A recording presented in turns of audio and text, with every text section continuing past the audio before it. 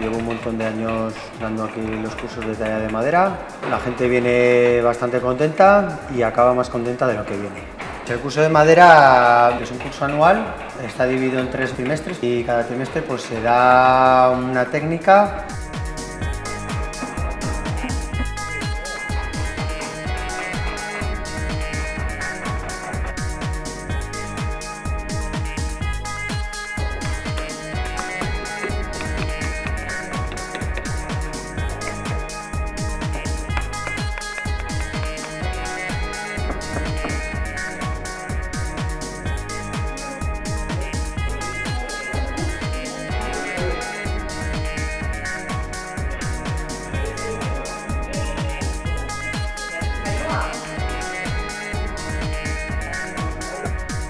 Empecé a venir aquí porque siempre me ha gustado pintar desde pequeño y aparte que hay un ambiente muy majo aquí, ¿no?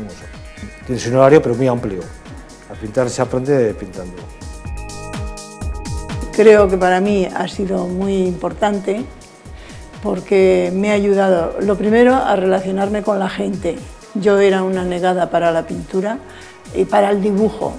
Me siento contenta